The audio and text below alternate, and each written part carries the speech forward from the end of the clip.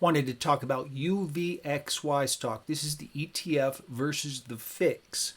Now, we've seen some settling down in UVXY stock.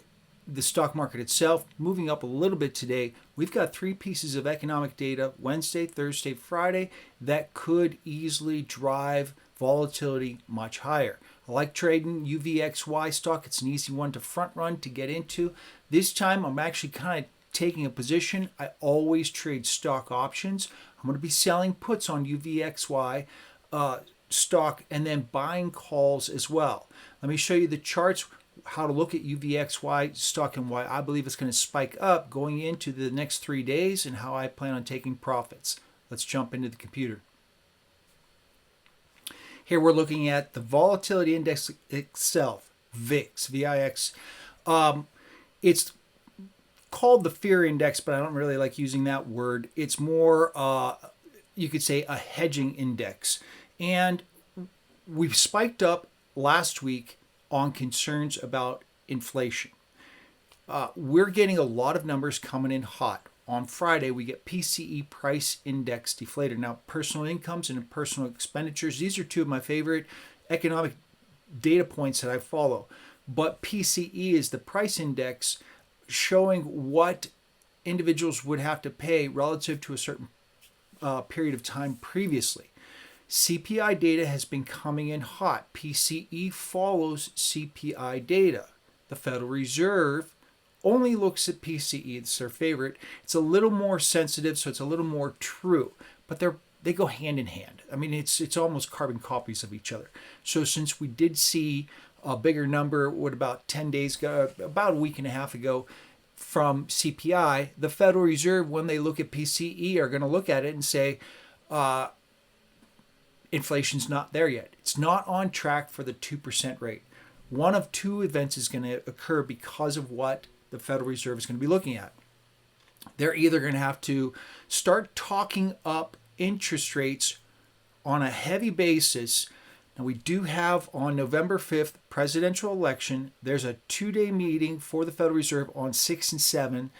And my take is all they do is talk and say, wow, inflation just isn't on track for the 2% rate. But they don't make moves because they're not going to want to get in front of a presidential election and look to sway it one way or another. Therefore, look for the first move if they actually do move on the 6th and the 7th.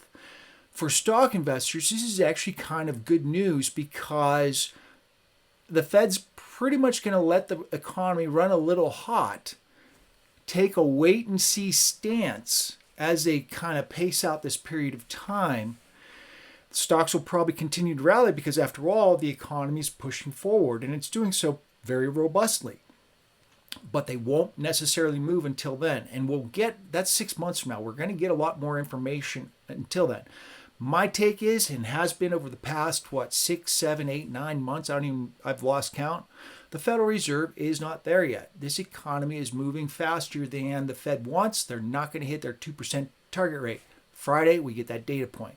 Thursday, we get another data point, Q1 GDP, which will reiterate that the economy is quite strong. All we have to do is look at unemployment numbers, 3.7%, all-time high, record high for non-farm payrolls. Those two metrics right there tell you this is a strong economy.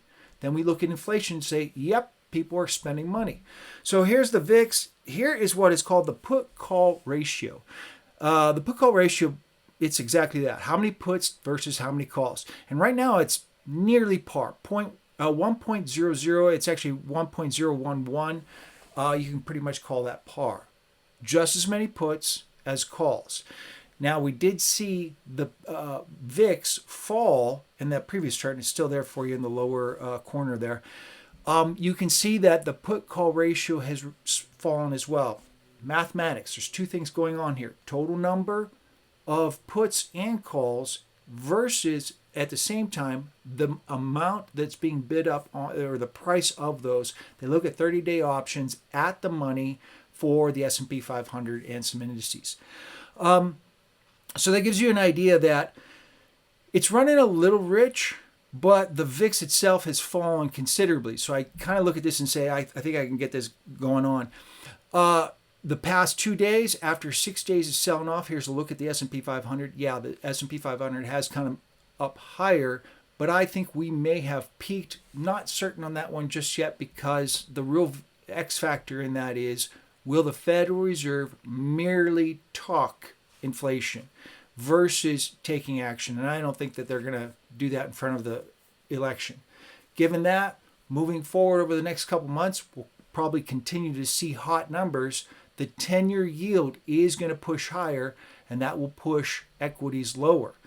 Thursday and Friday's number is probably going to do just that, and we'll see the VIX shooting upward. Here is, this is UVXY stock. And this is the one I like to trade a lot. I'll get in and I'll trade the VIX itself, although lately I've been trading more UVXY stock. I'm looking at $30 puts, selling them. They're trading at 20 cents. I think it was like 18 cents I saw. Versus the UVXY right now is about 33.50. 37 calls trading about 97 cents. So it's the calls are definitely over the puts on that one when you look at that range. And what I'm trying to do is just take what's called a risk reversal. Sell puts, buy calls. So what I might do is do a ratio of 3-to-1, bringing in about 60 cents and paying out 90 cents. So I will be sitting on a losing position going into this. I don't like that at all. But what happens is, if we see UVXY stock shooting higher, what will happen is those calls will gain premium for me. Those puts will lose premium, and I'll make profits at. I just need to clear that extra 30 cents. If the 90 cents that I paid, 95 cents, whatever it is that I pay going into that, if I can get in there and maybe get about $1.20, and then if those 20 cent puts drop down to about 10 cents, that's about a 20 cent profit.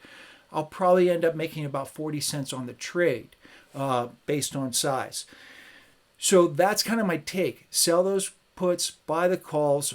The fact that we've seen UVXY stock fall as much as it has, this is one that's really kind of iterating it for me, that